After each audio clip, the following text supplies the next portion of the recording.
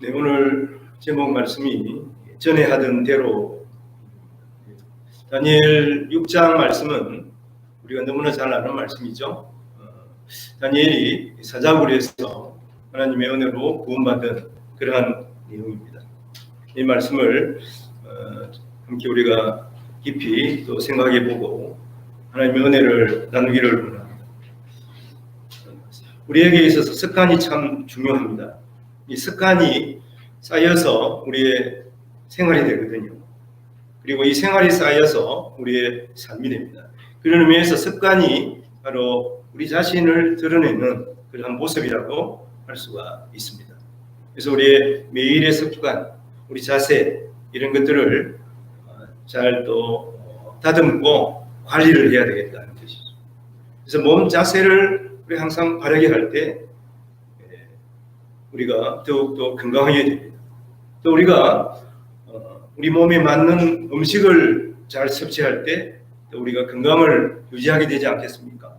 그러면서 우리의 말이나 또 우리의 생각을 잘 관리해서 또 우리가 더욱 바르고 건강하게 살아가야 할 것을 우리가 생각하게 됩니다. 이 말씀을 우리가 생각하다가 저는 이 정약용 선생님이 갑자기 떠올랐습니다. 그래서 책을 또 준비하고 보다가 이 조선시대 대학자인 다산 정약용이 특히 그 선택한 생의 마지막 습관, 그것이 바로 매일 기분으로 돌아가자는 이런 타이틀을 보면서 그분의 일생을 한번 생각해 봤습니다. 다산 정약용은 22세에 과거에 급제했습니다. 그런데 18년 동안 관직 생활을 했는데 18년 동안 귀양 생활을 했습니다. 얼마나 힘들었겠습니까?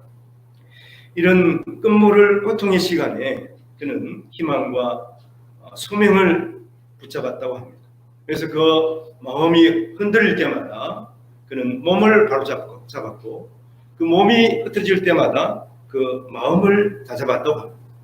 그래서 잃어버린 자기 자신에 대해서 특별히 귀향지에 18년 동안 이것을 찾았는데 심경이라고 하는 책을 통해서 마음을 다스리고 또 소학이라고 하는 책을 통해서 그것을 실천했다고 합니다.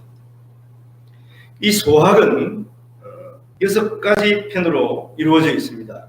교육, 그 다음에 인간의 길은 명륜이라고 그러는데요. 어렵죠? 하여튼 이 교육과 그 다음에 인간의 길과 또 수양 그리고 또 고대의 도, 아름다운 말, 이 선행 이런 6가지로 이루어져 있는데 이 다산의 마지막 습관의 저자인 조윤재 씨는 이 두 번째 명륜에서 자강에 대해서 소개를 합니다.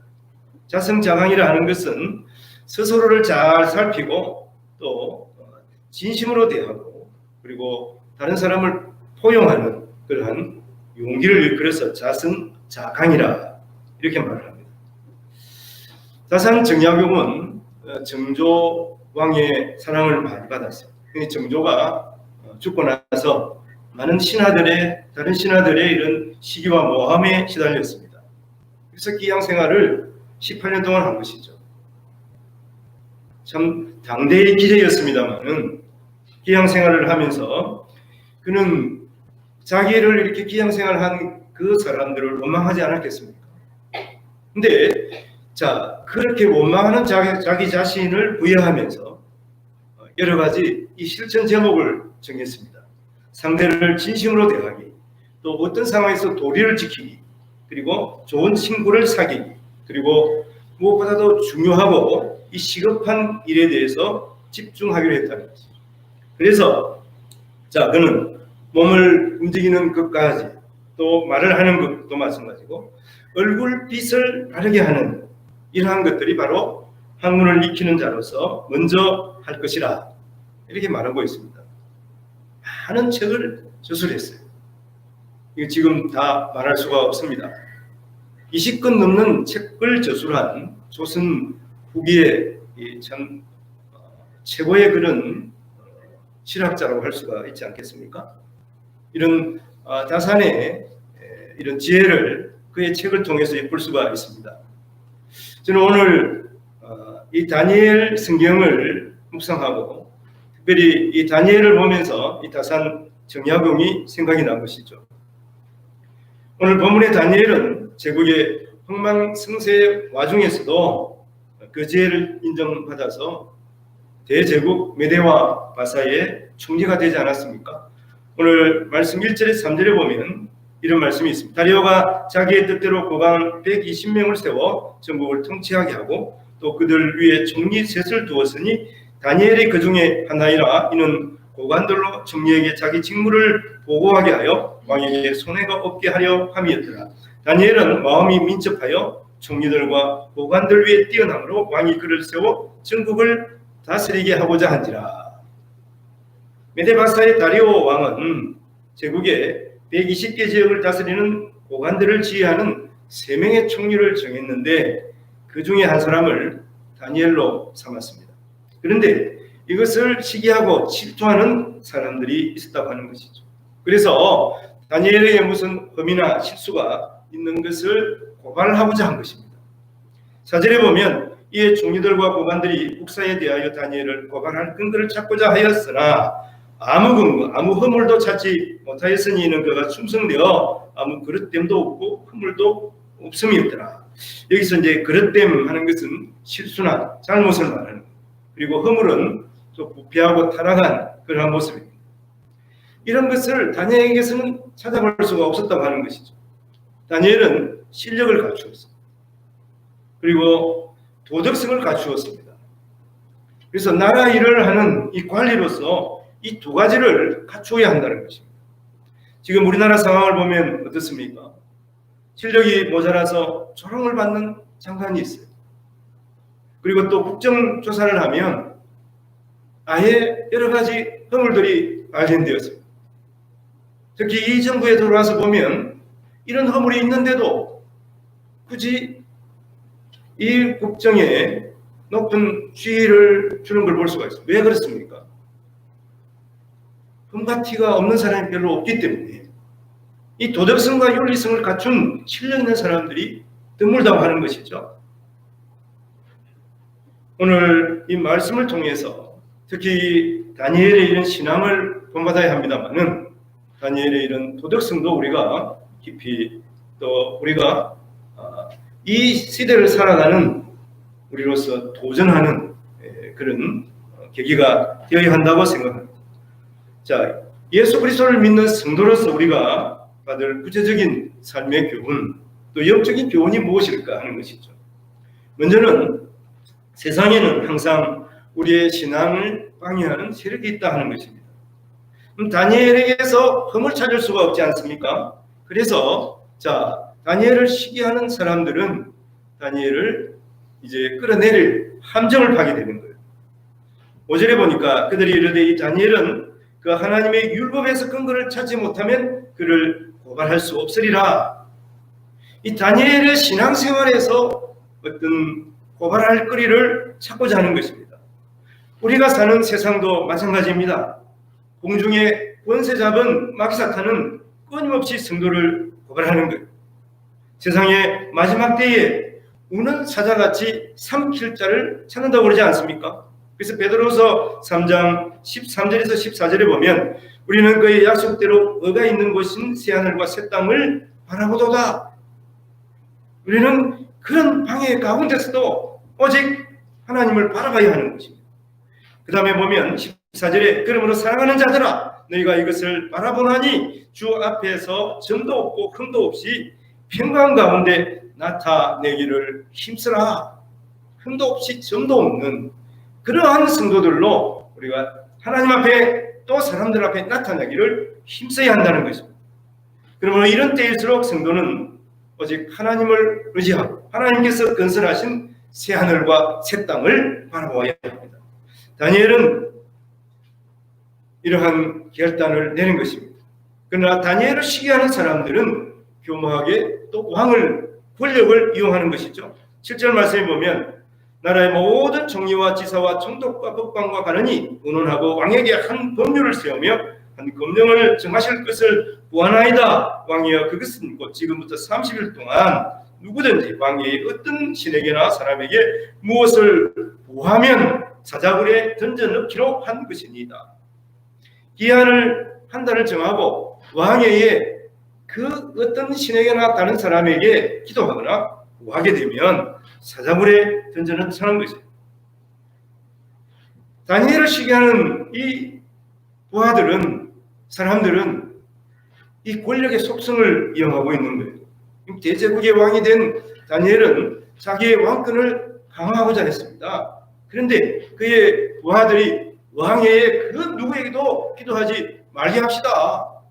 이걸 법령으로 정한다니까 다리오 왕은 쾌재를 부른 것이죠.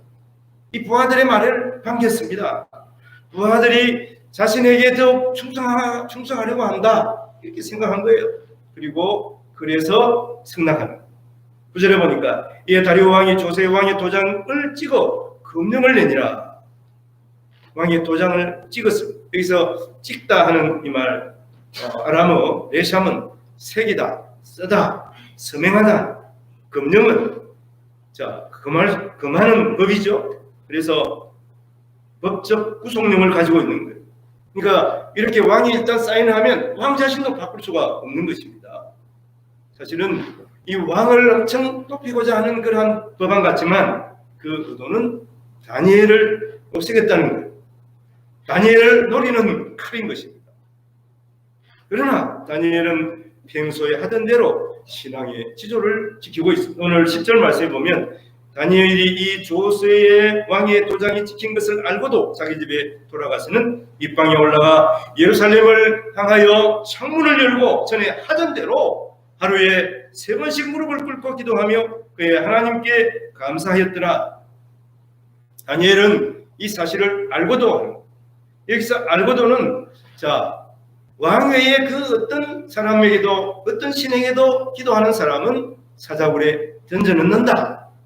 그 법령을 알고도 하는 것이지만 한편으로 보면 그렇게 해서 자기를 죽이려고 하는 이 다리오의 신하들의 그 의도를 알았다는 거예요. 이 두 가지를 알고도 다니엘은 전에 하던 대로 하루에 3번씩 창문을 열고 하나님 앞에 기도한 것입니다. 다니엘은 사실은 선택의 기로에 있습니다.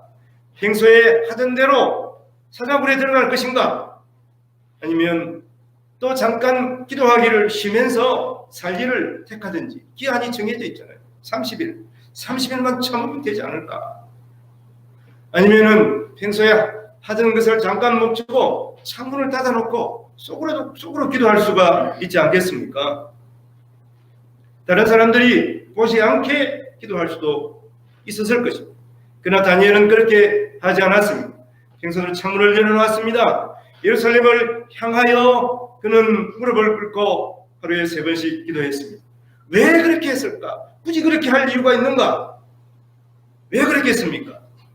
이것은 형식적으로 기도를 하느냐 마느냐, 예배를 드리느냐 마느냐 하는 문제가 아니라 자기의 신앙을 지키는 마지노선이라고 다니엘은 생각했기 때문이에요. 이것은 다리오 왕이 참 신인가, 하나님이 참 신인가 하는 것을 세상에 드러내는 자기의 믿음의 고백인 것입니다. 이런 선택의 순간은 오늘을 살아가는 우리에게도 시시각각 다가오고 있습니다. 그것은 세상의 권력이나 돈이나 아니면 쾌락보다 더 하나님을 사랑하며 하나님을 선택하는 것입니다. 사실은 수많은 사람들이 이런 세상의 우상에 무릎을 꿇고 있는 것이 분명한 일입니다. 우리는 마지막 때를 살아가는 하나님의 사람들입니다. 초대교회의 신앙생활 하던 믿음의 선배들을 생각해 보십시오. 황제가 주냐? 예수 그리스도가 주냐? 여기에서 예수 그리스도가 주라고 외치는 사람들이 초대교회 사람들이었습니다. 신앙인들이었습니다. 우리나라 100년이 되기 전에 우리나라에도 믿음의 선배들도 마찬가지. 신사참배에 절하라. 이것은 국가의 의식이다. 거기에 절하지 않고 이것은 우상을 섬기는 것이다. 그러면서 감옥에 갔습니다.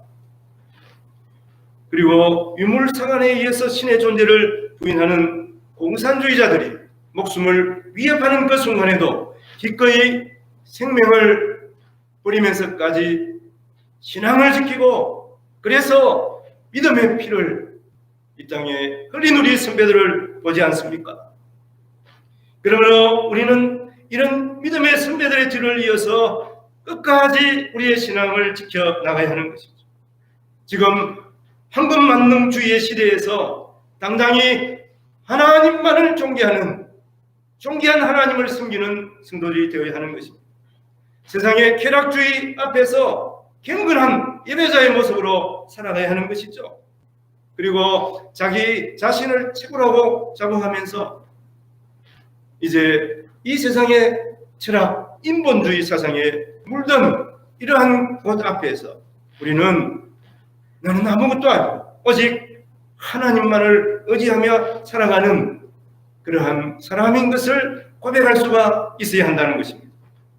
오직 하나님을 의지하고 창문을 열어놓고 하루에 3번 기도하는 믿음의 사람이 되어야 하는 것입니다. 세 번째, 그런 중에도 다니엘은 하나님께 감사합니다.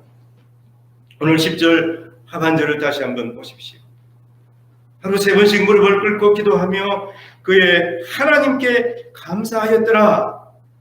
어떻게 다니엘은 목숨의 위기의 순간에 하나님 앞에 감사하며 기도할 수가 있는 것입니까?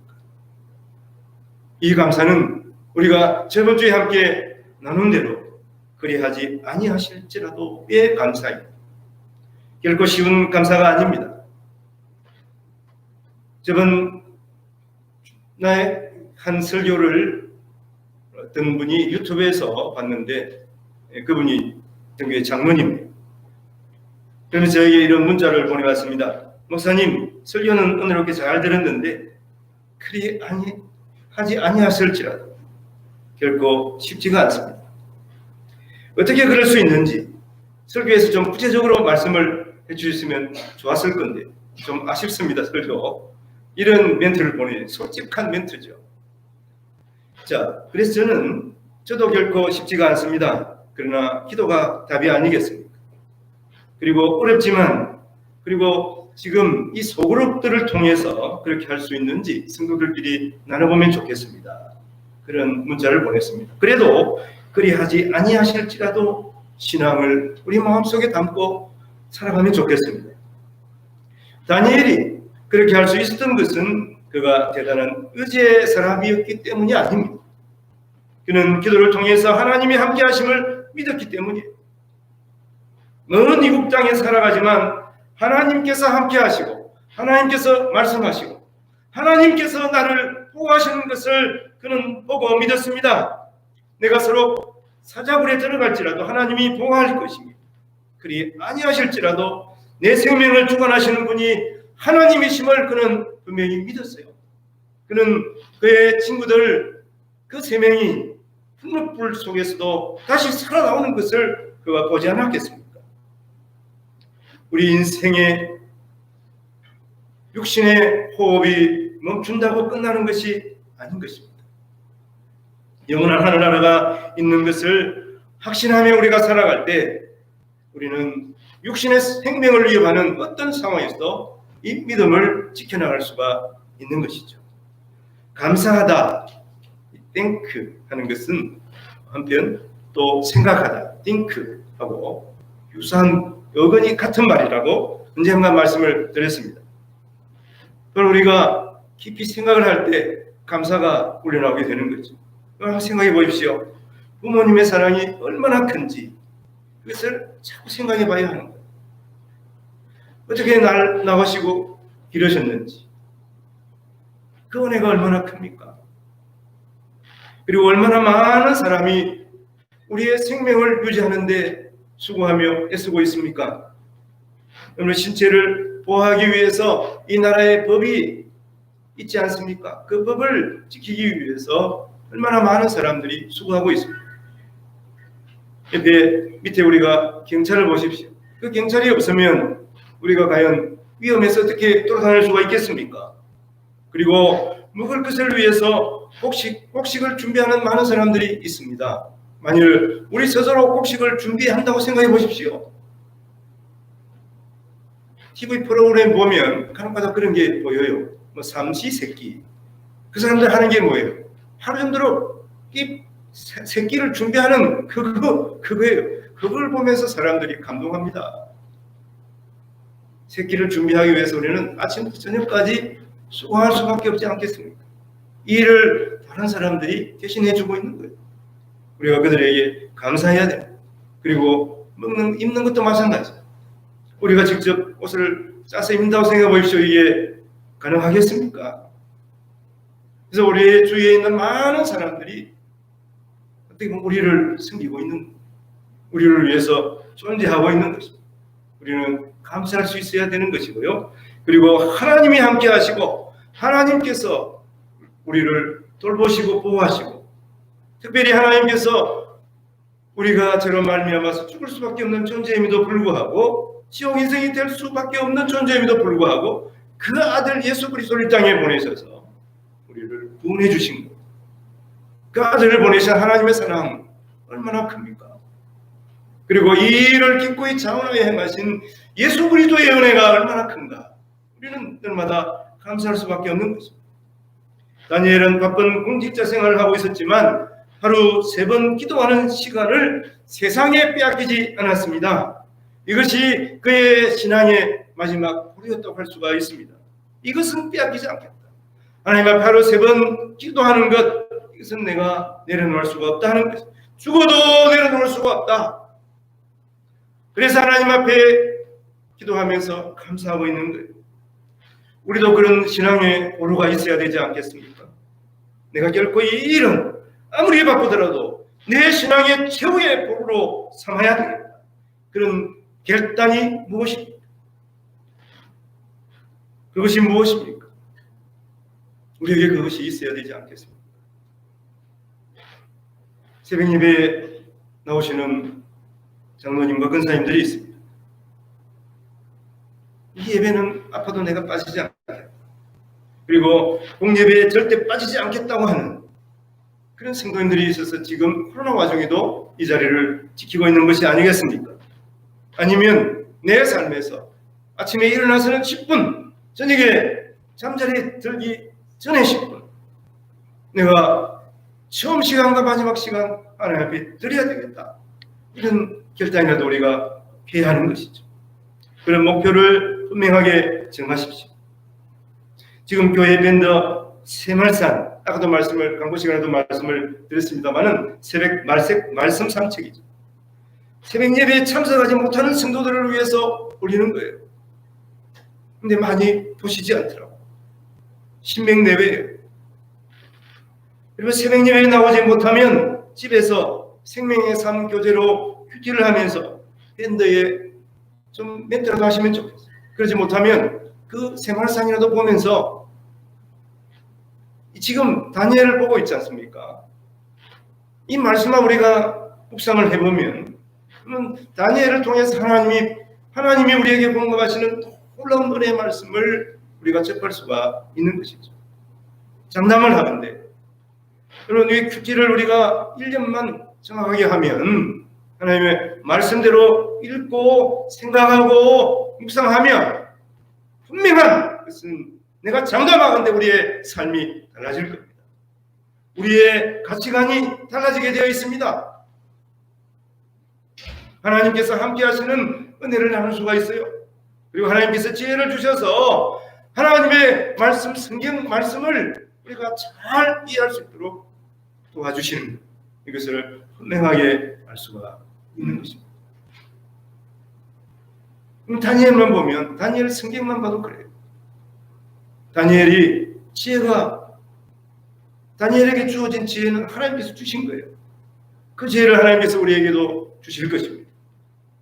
다니엘은 그 시대 이후에 일어날 그 일에 대해서 하나님께로부터 알게 되고 그래서 하나님 앞에 또 감사하는 그런 모습을 우리가 볼 수가 있지 않겠습니까? 그리고 밴드에 내가 한 일주일 전에 종교개혁의 모든 것, 이 두 번째 시간, 전체적으로는 세 번째 시간입니다만은 존 칼빈을 소개했습니다. 저는 이 동영상을 보면서 너무나 소중하고 감격했습니다. 사실은 너무나 소중하고 감격스러운 그런 자료입니다. 성도들이 좀 보시면 좋겠어요. 그러면 존 칼빈은 1509년에서 1564년까지 살았습니다. 근데 1000년 이상 말씀에서 벗어나 왜곡된 길을 걸어가던 교회를 하나님의 말씀 앞에 바로 서도록 방향을 전환한 이 종교개혁을 완성한 인물이에요. 종교개혁, 마틴 루터가 종교개혁을 하기 전에 위클리프나 후스 등이 있었습니다. 그는 타락한 중세 로마 교회의 상부 구조에 타격을 가한 종교개혁의 선구자들이에요. 루터는 그 상부 구조물의 잔해를 청산하고 말씀 위에 토대를 두도록 한 이 구조물의 기초를 완성한 사람입니다. 그리고 이 새로운 건물의 완성의 책임은 훌륭한 말씀의 건축자 바로 존 칼빈에게 주어진 것이죠. 그는 55년의 짧은 삶을 살면서도 이전에 누구도 시도하지 못한 건전한 교리 체계를 세웠습니다. 그것이 바로 기독교 강론입니다. 그리고 성경 해석의 전반을 보여줍니다. 칼빈의 주석에서는 다른 개혁자들에게 볼 수 없는 성령의 역사와 성령의 인도와 성령의 조명에 대한 강조가 있습니다. 그래서 그는 성령의 신학자라 하는 평가를 받고 있습니다. 그는 평생 하나님의 영광을 위해서 목회하고 설교하면서 그의 저술 활동을 계속했습니다. 그의 슬로건은 주여 내 심장을 주님께 바칩니다. 신속히 그리고 진실한 마음으로였습니다. 그는 오직 하나님만을 높이기 원했습니다. 그는 자신의 묘비를 세우는 것을 허락하지 않았습니다. 그래서 오늘날까지 그의 무덤이 어디에 있는지 아무도 모르는 것이죠. 종교개혁의 중요한 슬로건대로 오직 하나님께만 영광을, 솔리데오 글로리아, 이것으로 그는 모토를 삼고 신앙생활을 한 것입니다. 이 칼빈의 마지막 마침표로 갈 수가 있는데요. 이러한 위대한 믿음의 선배들을 보면서 저는 목회자로서 너무나 부끄러웠습니다. 우리도 마찬가지예요. 우리는 내가 얼마나 오래 사는가 하는 것보다 더 중요한 것은 내가 어떻게 사는가인 것입니다. 과연 내 인생은 하나님께서 기뻐하시는 모습으로 살고 있는가 하는 것입니다. 이 땅에서의 삶은 항상 어려움이 있습니다. 우리의 믿음을 방해하는 그러한 세력들이 있습니다. 그럴지라도 믿음의 지조를 지켜나가기를 바랍니다. 다니엘처럼 자신을 죽이려고 함정을 파는 불의한 무리가 있는 것을 알지라도 알고서도 예전에 하던 대로 그는 창문을 열어놓고 예루살렘을 향하여 하루에 3번 기도하는 일, 이것을 감당했어요. 우리도 마찬가지, 우리도 예배하는 일, 기도하는 일, 이것을 쉬어서는 안 되는 것입니다. 우리의 삶을 하나님께 맡기고 주어진 삶 가운데 하나님께 영광을 돌리고 하나님께서 기뻐하시는 뜻을 행하며 살아가기를 바랍니다. 신실한 마음으로 살게 하소서. 내 심장을 주께 드립니다. 존 칼빈의 말대로 오직 하나님의 영광을 위해서 살아가는 우리 성도들 남은 삶이 되시기를 주님의 이름으로 축원을 드립니다. 우리 잠깐 함께 이 시간 기도하기를 원합니다.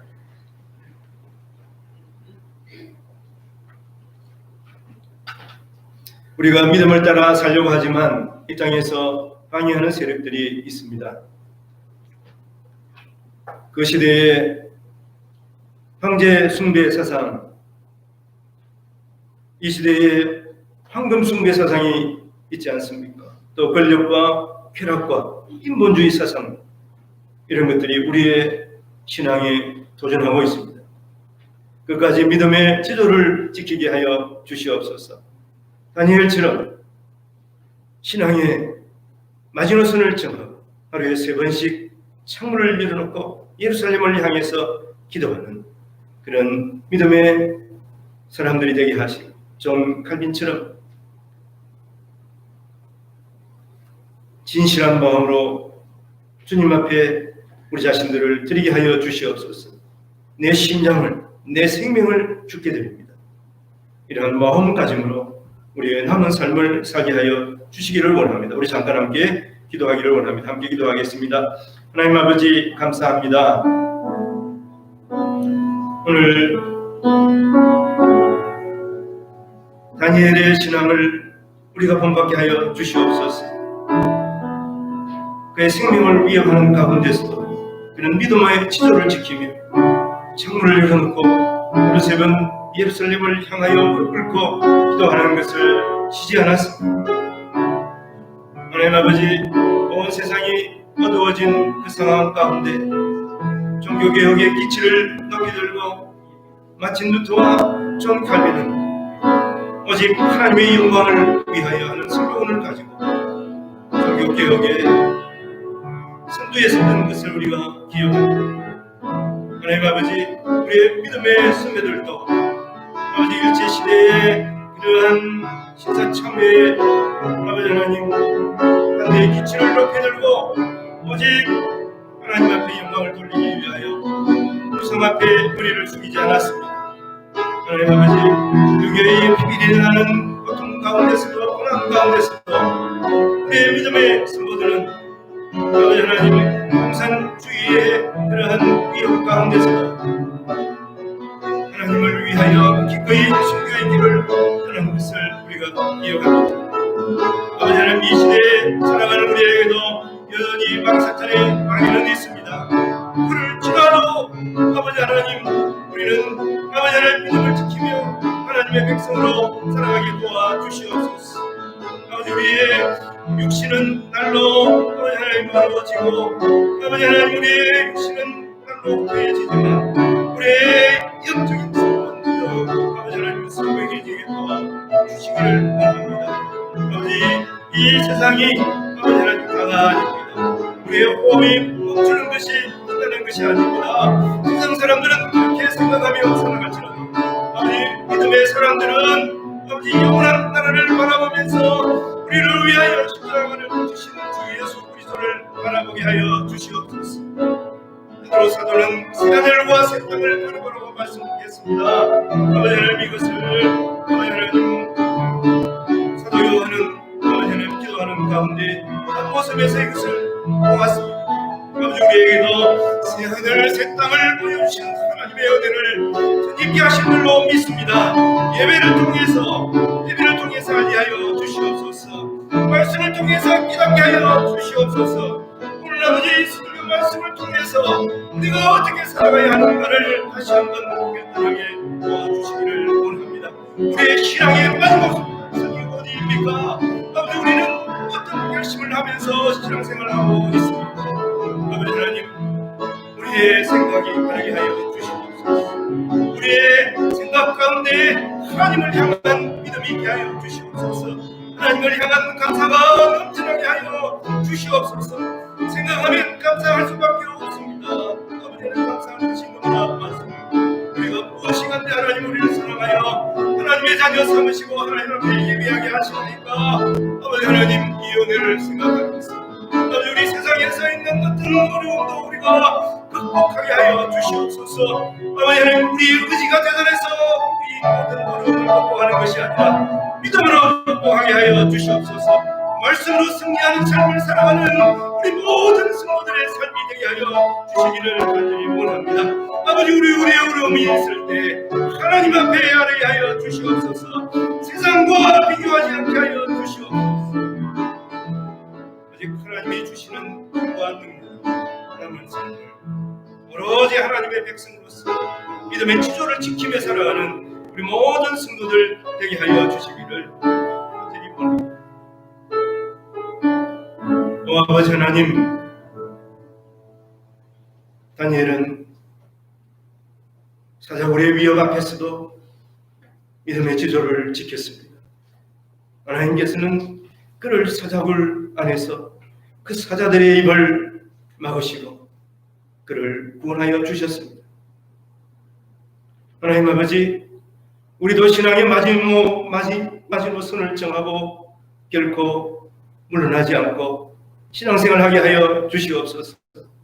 마귀 사탄에 지지 않게 하여 주시옵소서. 승리케 하여 주시옵소서. 다니엘처럼 존 칼빈처럼 기도하며 하나님 앞에 영광을 돌리는 우리 모든 성도들이 되게 하여 주시옵소서.